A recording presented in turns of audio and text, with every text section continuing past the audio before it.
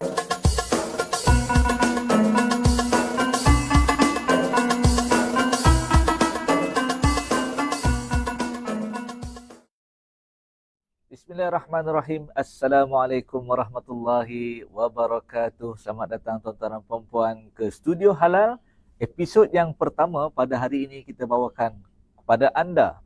Bersama kami insya-Allah pada ini akan membahaskan tajuk Halal Malaysia Memakmurkan Dunia. Jadi sebelum kita meneruskan program kita pada hari ini, pastinya kita akan berkenalan dulu dengan panel jemputan kita, tidak lain tidak bukan iaitu Tuan Muhammad Zamri bin Muhammad Syafiq, iaitu pengarah bahagian pengurusan halal JAKIM. Selamat datang Ustaz.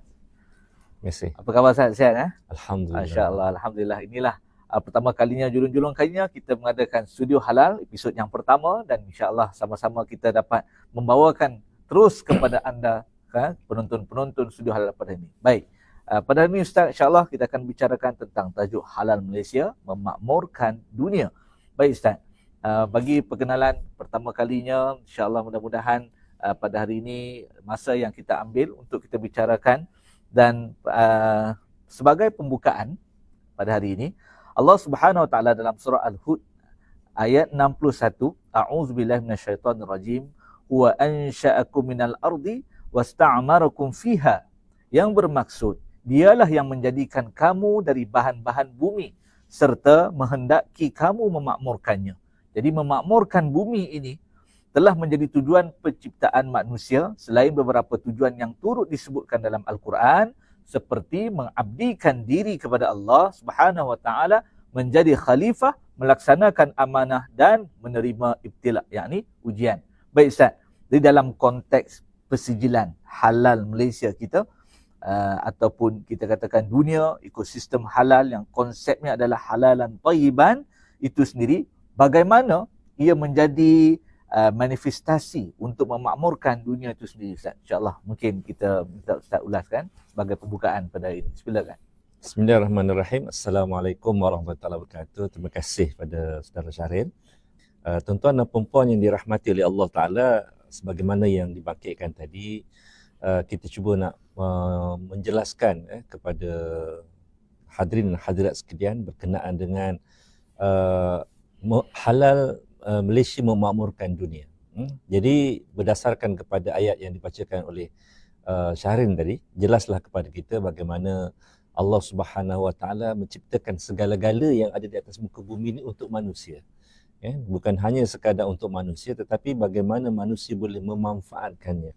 Sebab itu disebut di situ Allah Ta'ala mengatakan huwa ansha'akum fil ard. Allah Ta'ala jadikan untuk kamu semua apa yang ada di bumi ini, wasta'marakum fiha, dan kamu hendaklah memakmurkan. Allah Ta'ala minta kita memakmurkan apa yang Allah Ta'ala anugerahkan kepada kita. Jadi bila mana Allah Ta'ala minta kita wasta'marakum, Allah Ta'ala minta kita memakmurkan, how, isunya how, bagaimana kita nak memakmurkan. Jadi di sini Allah Subhanahu Wa Ta'ala menjelaskan kepada kita berkaitan dengan peranan manusia untuk memakmurkan itu sebagai khalifah.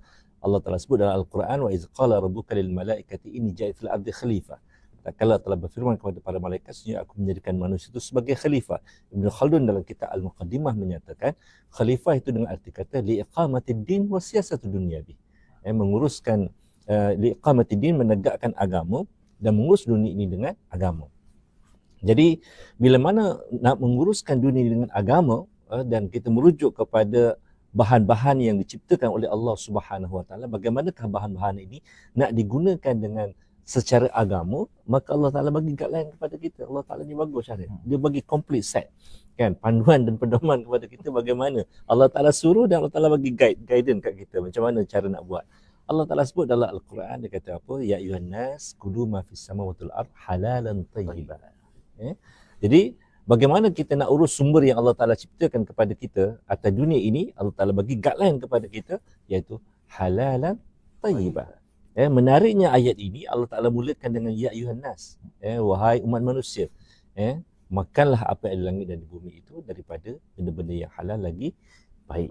Jadi maknanya perintah ini bukan hanya kepada orang-orang Islam, tetapi orang-orang bukan Islam juga terlibat. Jadi bila begitu keadaannya, wajarlah dalam industri halal yang kita lihat pada hari ini, penglibatannya bukan hanya sekadar orang Islam, dari sana ada orang bukan Islam. Okay?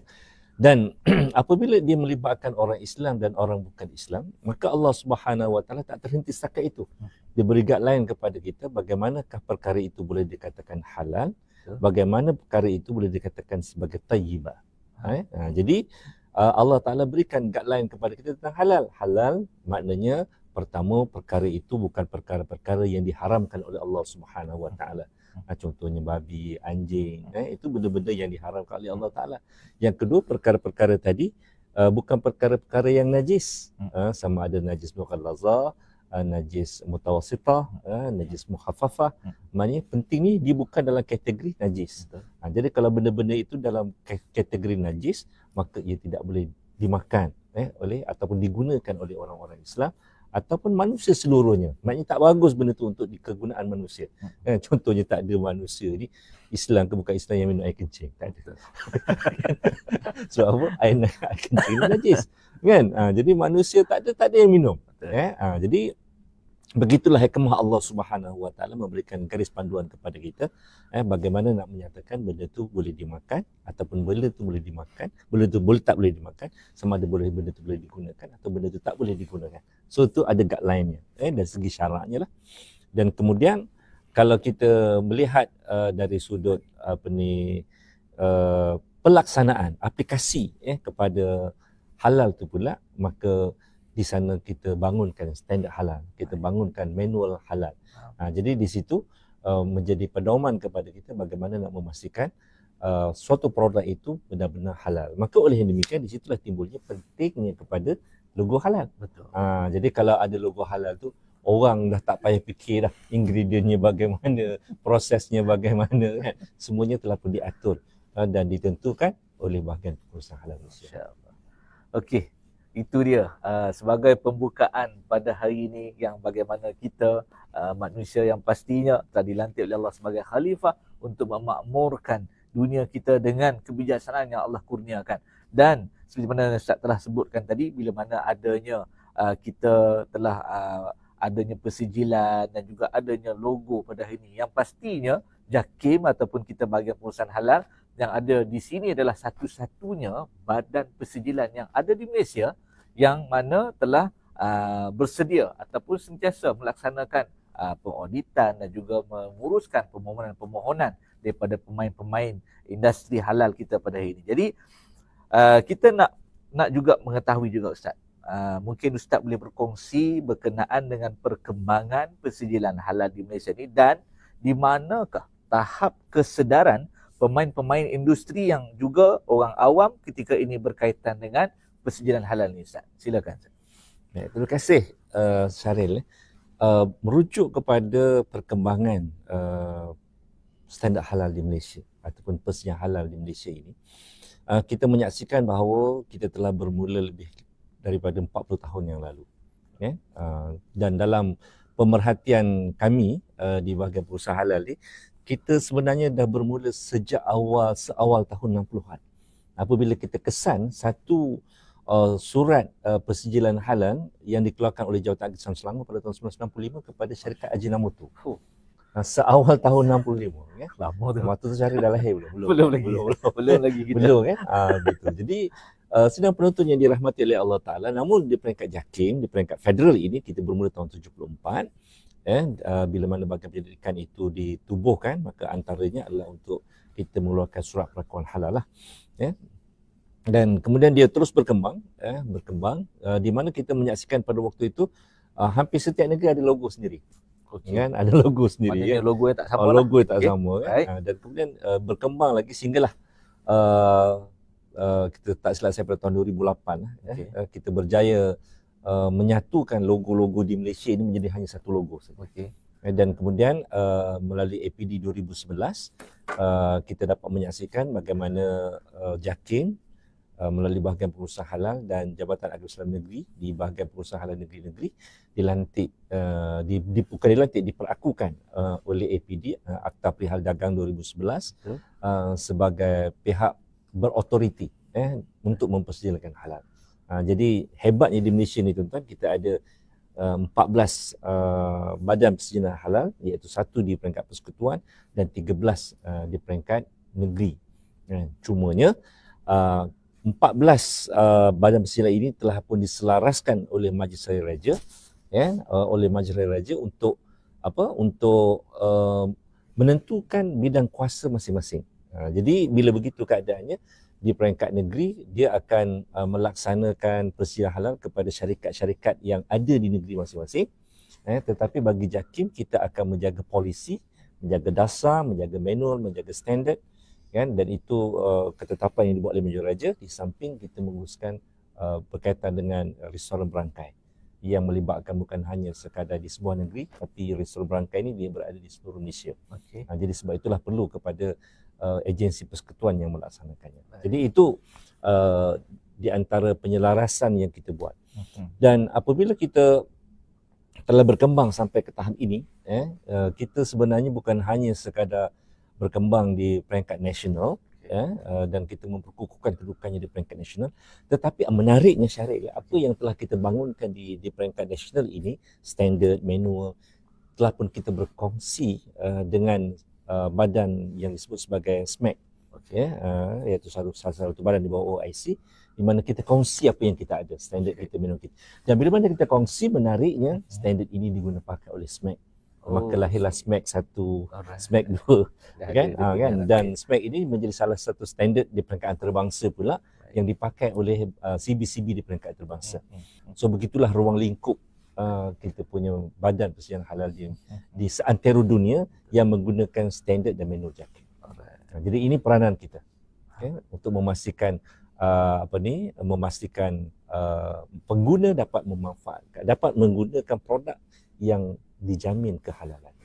Masya Allah, itu dia penjelasan yang kita dapat dengarkan pada hari ini, dan pastinya bagaimana kita memberikan satu penjelasan yang begitu baik kepada orang awam, terutamanya bagaimana kita ada beberapa badan persediaan yang lain yang turut kita iktiraf untuk dirujuk oleh pengguna-pengguna, pastinya untuk mendapatkan logo halal yang telah pun diiktiraf, dan yang pastinya logo kita yang asalnya Ustaz kan daripada beberapa buah logo itu telah kita seragamkan menjadi satu logo yang kita guna pakai sehingga pada hari ini. Okey, baik tuan-tuan dan puan-puan, sekadar itu mungkin pengenalan kita, dan kita akan bersambung selagi selepas ini dalam Studio Halal, dan jangan ke mana-mana, teruskan bersama kami insya-Allah sebentar saja lagi.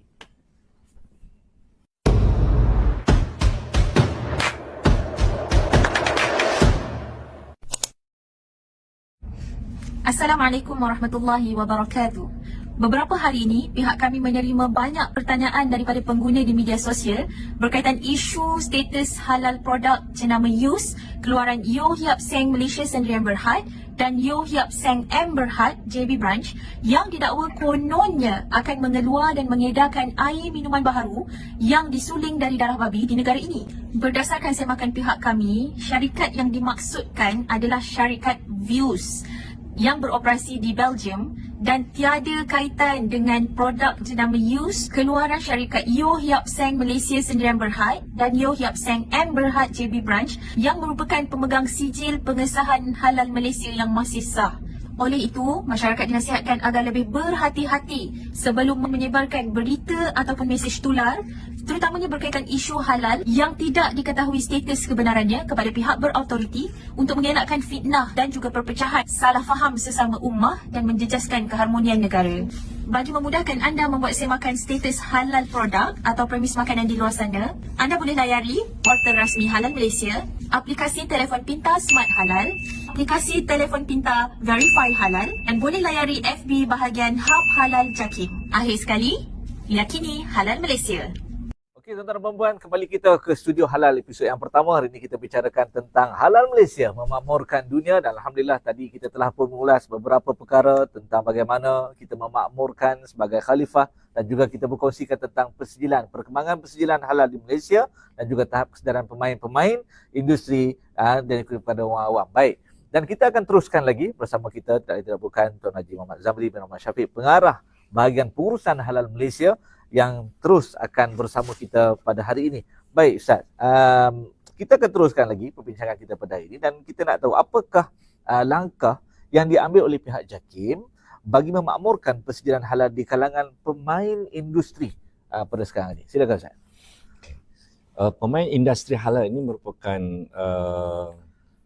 satu area yang amat penting dalam persediaan halal, kerana sekiranya mereka tidak berminat dengan persediaan halal, maka kita tak ada kerja lah. Tak ada apa-apa Tak lagi. ada apa-apa lah kita. Kan? Sebab Anchor lah diorang ni. dalam Akta Perihal Dagang dinyatakan dengan jelas bahawa permohonan sedia halal ni bukan suatu compulsory, tetapi dia adalah suatu yang optional, suatu yang pilihan. Pilihan. Kan? Voluntary Gitu, lah. kan? Jadi bila mana dia merupakan suatu yang boleh dipilih oleh industri, kita dapat lihat di situ kenapa industri begitu berminat untuk memohon persediaan halal. Jawapannya adalah kerana tahap kesedaran di kalangan pengguna di Malaysia ni amat tinggi. Amat tinggi untuk menggunakan produk halal. Makanan, minuman, barang gunaan, malah medical device pun, pharmaceutical pun mendapat permintaan yang tinggi daripada kalangan pengguna. Jadi bila begitu keadaannya, pihak industri tidak ada pilihan, melainkan dia mesti memenuhi keperluan pengguna. Ini dikatakan sebagai customer driven dalam era digital ini. Jadi untuk itu kita menyediakan pelbagai platform untuk menyantuni industri ini supaya industri dapat meneruskan perjuangan mereka untuk melaksanakan, memartabatkan persediaan halal ini. Yang pertama sekali kita melihat dalam sektor industri mikro ataupun industri kecil. Yang di dalam industri kecil di bawahnya lagi ada cottage dan ada nano. Maka kita berusaha menyantuni mereka itu dengan bekerjasama dengan agensi-agensi pembimbing untuk agensi-agensi pembimbing ini memberikan bimbingan, memberikan latihan kepada industri kecil ini supaya mereka punya keupayaan untuk melaksanakan standard. Sebenarnya untuk melaksanakan standard dan minimum halal ini mudah, kan? Dia mudah, kan? Dan sebenarnya tidak terlalu complicated. Tinggal lagi dia perlu ikut requirement lah. Requirement yang telah pun ditetapkan, iaitu pertama dari sudut barang, barang ataupun produk ataupun sumber yang nak digunakan dalam nak memproses suatu perkara tadi yang disebut sebagai ingredient. Jadi ingredient itu pastikanlah sekiranya ia terlibat dengan ingredient yang kritikal seperti ayam, daging, maka dia pastikan dia daripada sumber yang halal lah, maknanya disembelih secara yang sah. Dan sekiranya dia melibatkan ingredient yang melibatkan alkohol, kan? Jadi kena dipastikan bagaimana kandungan alkoholnya, dan adakah ia daripada kategori arak dan sebagainya, kan? Jadi kalau ia bersih daripada itu semua, yang kedua kita lihat dari segi proses, kan? So bagaimana prosesnya? Kalau prosesnya benar-benar teratur, suci, bersih, maka itu dah memenuhi keperluan, dan akhirnya kepada pelabelan, dan kemudian dari sudut apa dia disebut sebagai halal awareness, mesti diamalkan di tempat berkenaan. Supaya apa? Supaya halal ini bukan hanya dilihat dari sudut produknya saja, fizikalnya saja, tetapi spiritualnya itu mesti dilihat bersama, kan? Jadi itu. Jadi benda-benda bimbingan ini kita berikan kepada syarikat-syarikat untuk mereka dapat melaksanakan standard halal ini dengan baik melalui beberapa pusat latihan halal yang disebut sebagai PLH, halal training provider, dan halal training provider ini bertanggungjawab untuk membimbing mereka supaya mereka ini dapat menguasai subjek berkaitan dengan halal ini. Dan pihak kerajaan juga melalui beberapa polisi yang dibuat, mereka telah memperkenalkan halal eksekutif. Jadi halal eksekutif ini juga satu keperluan di peringkat syarikat multinasional, syarikat-syarikat besar, untuk mereka untuk mereka membantu syarikat ini tadi bagaimana nak mewujudkan pelaksanaan sistem halal dalam sebuah industri tadi. Maknanya daripada ladang sampailah ke pasaran, ke peruncitan, maka semuanya dalam dia punya circle tu, dalam dia circle tu yang disebut sebagai halal chains tu, semuanya memenuhi standard halal. Jadi siapakah yang akan membantu syarikat untuk memastikan benda ni bertepatan dengan syarak, bertepatan dengan keperluan halal? Maka halal eksekutif ini berperanan untuk membantu syarikat. Dan kita mengharapkan hal eksekutif di luar sana dapat membantu syarikat dengan sebaiknya berdasarkan ilmu yang telah diberikan supaya syarikat tadi dapat faham dan mereka dapat melaksanakan setiap hal dengan baik. Jadi itu antara beberapa perkara yang saya nak highlightkan di sini, yang mana kita telah pun adakan, telah pun kita wujudkan untuk membantu apa yang dilaksanakan oleh industri tadi benar-benar mematuhi syariah dan mematuhi standard halal. Dan seperkara lagi, bila mana industri telah melaksanakan perkara-perkara tadi, kita menyediakan platform yang kedua pula untuk kita mendapat maklum balas daripada industri. So di situ ada roundtable discussion, ada feedback. So apa pandangan industri, dan kita sentiasa bertemu dengan persatuan-persatuan pengilang-pengilang Malaysia daripada pelbagai nama lah, kan, ada SMEA, ada macam lagi, yang mana mereka ni datang bertemu dengan kita dan berdialog, feedback daripada mereka apakah masalah-masalah yang mereka hadapi semasa mereka melaksanakan persediaan halal. Dan di situlah kita memberikan jalan keluar, memberikan pandangan, memberikan solusi, dan mereka gembira dengan pendekatan ini, dan kemesraan kita, keterbukaan kita ini menjadikan halal Malaysia ini terus relevan, terus signifikan sampai sekarang. Dan pihak industri amat selesa dengan apa yang ada. Cumanya di sana pastilah ada masalah di sana sini, benda hidup kan, benda yang berjalan. Kod mana pun masalah itu tak ada. Jadi bila begitu katanya, apabila kita melihat masalah dalam pelaksanaan persediaan halal ini, kita tidak melihat ia sebagai satu halangan, tetapi itu merupakan salah satu pendekatan bagaimana untuk kita memajukan ataupun meningkatkan persediaan halal di Malaysia. Okey, itu dia. Secara tak langsung kita dapat tahu bagaimana JAKIM hari ini telah pun sangat-sangat membantu ke semua pemain-pemain industri dan juga kepada bakal-bakal pemain yang mungkin pada hari ini menjadikan satu polemik. Kadang-kadang ada isu mengatakan persediaan halal ni susah, persediaan halal ni lambat, persediaan halal ni mahal. Tapi sebenarnya kata-kata itu ataupun hearsay-hearsay yang dilontarkan itu hanya sekadar mungkin nak menghangatkan suasana, yang mungkin pada sebenarnya, keadaannya sebenarnya Ustaz, tak ada isu pun, tidak ada isu mahal, tidak ada isu lambat, tidak ada isu kebersediaan setiap pemain industri, dan kami ataupun JAKIM kita sendiri pun bagi perusahaan halal bersedia sangat-sangat membantu ke semua pihak yang sangat berminat dengan logo halal kita dan juga persijilan kita, dan kita bantu sedikit demi sedikit sehingga mereka berjaya. Dan pastinya senang katalah, makcik-makcik yang jual kepek-kepek dekat Banting ke kat mana tu pun boleh dapat sijil halal. Adakah kita yang mungkin lebih daripada itu, yang celik IT, yang celik teknologinya? Saya rasa tidaklah sangat membebankan, tapi pastinya impak melalui sijil halal ini sangat besar dan juga dapat membantu ke semua pemain-pemain industri, dan keterbukaan kita juga memberi ruang dan peluang untuk kita menimbal balik. Seperti mana yang Ustaz kata tadi lah, kita pun tak short sendiri, kita buat manual untuk kepentingan kita, tak, tapi kita juga meminta pandangan dan juga feedback daripada pemain industri agar apa yang kita sediakan ini adalah yang meet the need lah, memang keperluan kepada pemain industri. Okey, baik. Kita faham Zat, sekarang ni Malaysia adalah satu badan persijilan yang kita katakan yang terawal, yang pioneer dan sangat maknanya dipandang, dirujuk, dan kata kita di mana-mana juga akan diminta untuk hadir ke luar negara ataupun dalam dan luar negara. Dan bagaimana JAKIM nak pastikan persijilan halal Malaysia ini terus diyakini dan tak dilupai, insya-Allah. Sedia. Okey. Terima kasih Syaril. Untuk Malaysia terus mampu bersaing di persada antarabangsa, ini merupakan salah satu persoalan yang begitu penting untuk kita bicarakan. Kerana apabila semua negara-negara dunia telah memiliki badan persediaan halal mereka sendiri, timbul persoalan, adakah Malaysia masih lagi signifikan? Adakah Malaysia masih lagi perlu di persada antarabangsa? Sebab mereka dah ada badan persediaan mereka sendiri, dan mereka dah ada dasar dan undang-undang mereka sendiri, walaupun pada awalnya mereka belajar dengan kita. Jadi oleh yang demikian, oleh kerana we are pioneer, kita adalah peneroka, kita adalah pengasas dalam persediaan halal dunia ini, maka untuk itu Malaysia terus mempertingkatkan kompetensi untuk menjadi badan persijilan bertaraf dunia.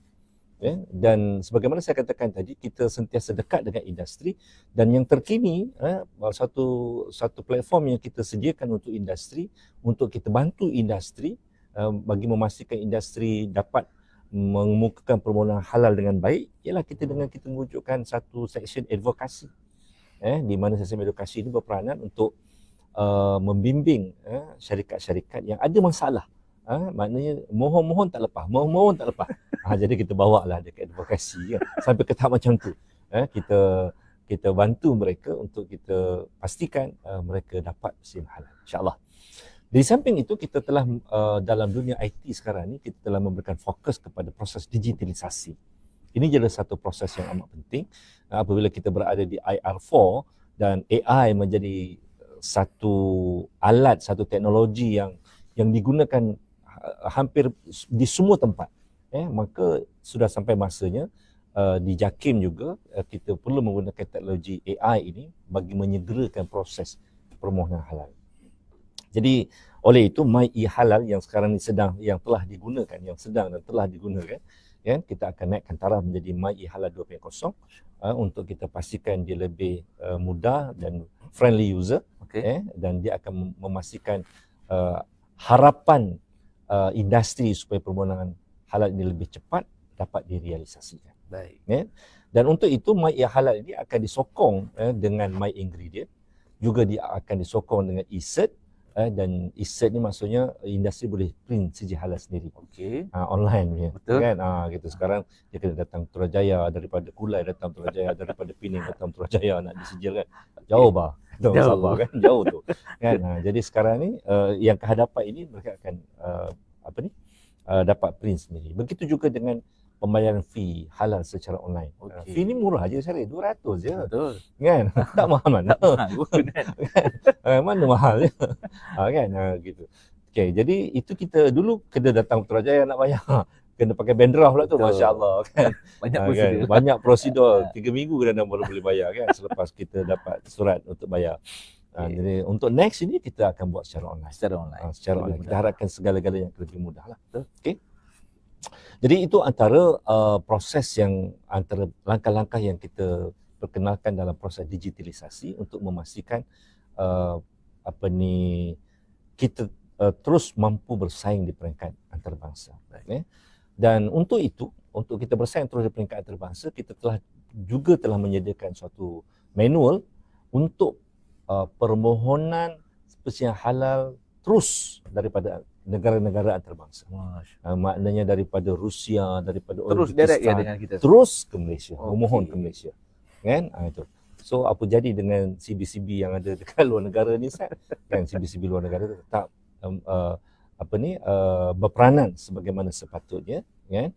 Namun demikian ada permintaan daripada negara-negara yang tidak ada CB ataupun negara-negara Muslim minoriti ini yang tak berkeupayaan, maka di situlah tanggungjawab kita untuk kita membuat persijilan terus kepada negara antarabangsa ni tadi.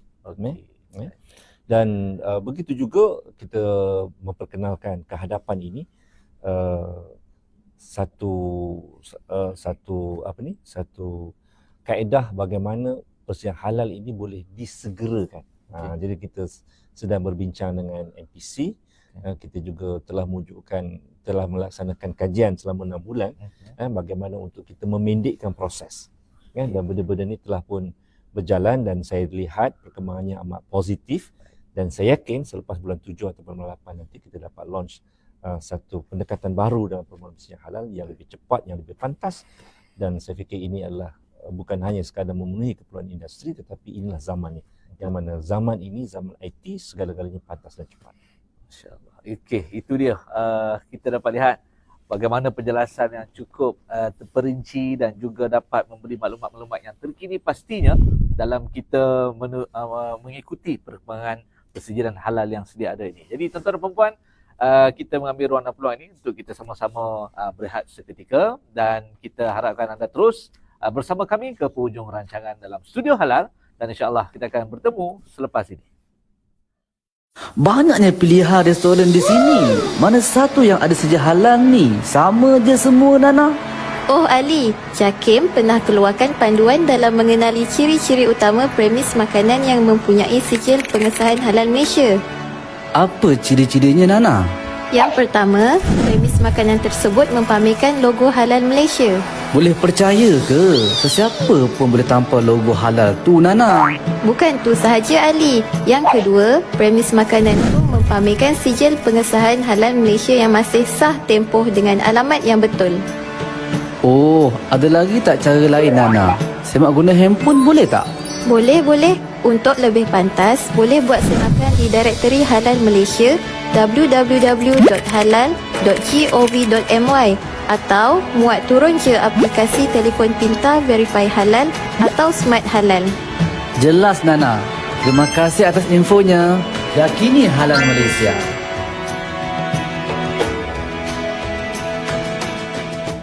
Itu dia tuan-tuan dan puan-puan, kembali kita ke studio halal pada hari ini membicarakan tentang memakmurkan ataupun halal Malaysia memakmurkan dunia bersama dengan panel kita tidak bukan iaitu Tuan Muhammad Zamri bin Muhammad Syafiq, iaitu pengarah bahagian urusan halal JAKIM. Baik Ustaz, kita dalam kita berbicara pada hari ini dah banyak yang kita kongsikan dan mungkin sebagai kita katakan tips yang terakhir ataupun di penghujung studio halal kita ini, kita nak jugalah mengetahui tentang harapan Ustaz, tentang harapan Ustaz sendirilah yang mana mengetuai urusan persijilan halal dan bagi pihak JAKIM kepada industri dan juga pengguna dalam memastikan persijilan halal Malaysia terus menjadi keutamaan dan yang akhirnya akan bermanfaat kepada ummah ni. Mungkin dapat Ustaz kongsikan insyaAllah. Okay. Terima kasih Syaril. Pertama sekali saya nak menyerulah kepada semua pengguna Islam dan bukan Islam, Muslim and non-Muslim, untuk kita bersatu padu, kita bersatu tenaga untuk meningkatkan awareness dalam penggunaan persijilan halal ini. Kenapa tuan-tuan? Sebab kita kena wujudkan semak dan imbang, checks and balance ini kita perlu wujudkan dalam kepenggunaan produk pada masa ini. Kerana apa? Bila mana kita ada checks and balance ini, maka di situ kita akan dapat lihat kepekaan ataupun reaksi daripada industri halal ini akan terus meningkat daripada masa ke semasa, dan sebenarnya awareness yang tinggi daripada pengguna inilah nanti yang akan memastikan keterjaminan halal itu benar-benar dapat dipertingkatkan. Kerana apa?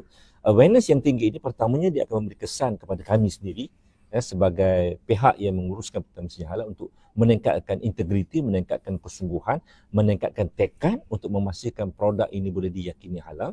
Dan begitu juga dengan pihak industri, mereka juga akan memberikan respon yang amat positif untuk memastikan produk yang mereka hasilkan itu terjamin kehalalannya. Yang kedua, saya nak menyeru kepada warga industri untuk kita terus meningkatkan integriti kita dalam memastikan persijilan halal ini ataupun standard dan manual halal ini dapat dilaksanakan dengan gayanya dalam industri masing-masing. Dan kenapa tuan-tuan? Sebab sekiranya mereka boleh memastikan keterjaminan halal ini benar-benar dijayakan, yang akan mendapat manfaat adalah industri itu sendiri. Di mana keyakinan pengguna akan semakin tinggi. So bila mana keyakinan pengguna akan semakin tinggi, maka kuasa beli pengguna juga akan semakin tinggi, dan ini yang akan mendapat manfaat adalah di pihak industri. Pihak industri akan dapat mengaut keuntungan yang tinggi hasil daripada jualan yang tinggi. Oleh yang demikian, integriti di pihak industri itu dalam melaksanakan persijilan halal itu merupakan amat penting. Maka halal assurance system yang telah pun kita syaratkan dalam menghasilkan produk halal ini hendaklah benar-benar diperhalusi, hendaklah sentiasa dipatuhi agar persijilan halal kita benar-benar diyakini oleh pengguna, insya-Allah. Dan bagi warga kerja JAKIM, saya mengharapkan ayuh kita bersama-sama untuk terus meningkatkan persijilan halal Malaysia ini untuk kita menjadi pemain dalam persijilan halal dunia, dan kita mampu membuktikan kepada dunia bahawa we are the best. Yes. Kita lah yang terbaik, insya-Allah. Jadi sekadar itu saja, kita bertemu dalam episod sekian. Wabillahi taufiq hidayah. Assalamualaikum warahmatullahi wabarakatuh. Waalaikumsalam warahmatullahi wabarakatuh. Itu dia tuan-tuan dan puan-puan, bagaimana hari ini Studio Halal membicarakan tentang halal Malaysia memakmurkan dunia, dan pelbagai usaha telah pun dijalankan oleh pihak JAKIM pastinya bagi memudahkan kesemua, sama ada pemain dan juga pengguna. Dan yang pastinya kepada pengguna, jika ada apa-apa kemusykilan atau perkara yang mungkin anda perlu rujuk, anda boleh terus ke pr_halal@islam.gov.my untuk sebarang pertanyaan ataupun penjelasan mungkin tentang apa-apa isu yang berkenaan dengan isu halal. Dan juga ataupun anda terus boleh menghubungi kami di talian 03-8892-5000 ataupun 5001, sama ada terus call ataupun boleh je WhatsApp di nombor berikut. Dan jika anda perlukan pengesahan beberapa maklumat, boleh terus ke portal kami di www.halal.gov.my. Dan juga paling penting, anda menjadi rakan kami di bahagian Hub Halal Jakim menerusi Facebook kami lah, tidak lain tidak bukan. Pasti anda ada Facebook sendiri kan. Jadi boleh dapatkan maklumat yang terkini tentang isu-isu yang mungkin viral di WhatsApp anda ataupun di mana-mana media sosial yang berkait dengan anda. Jika penjelasan itu dapat kami jelaskan, dan pastinya melalui Facebook kami di bahagian Hub Halal Jakim. Jadi terima kasih tuan-tuan dan puan-puan atas keluangan masa anda untuk bersama dengan kami di Studio Halal, pastinya membawa topik-topik yang menarik berkenaan dengan isu halal di Malaysia dan juga di luar negara. Dan teruskan bersama kami di episod yang seterusnya. Jadi mewakili pihak Jakim dan Juruhan, terima kasih, dan juga terima kasih juga kepada panel jemputan kita pada hari ini dari tidak bukan iaitu Tuan Muhammad Zamri dan Muhammad Syafiq, pengarah bahagian pengurusan halal Jakim. Dan sekadar itu mungkin pertemuan kita pada hari ini bersama dengan anda kita akhiri dengan wabillahi taufiq wal hidayah. Wassalamualaikum warahmatullahi wabarakatuh.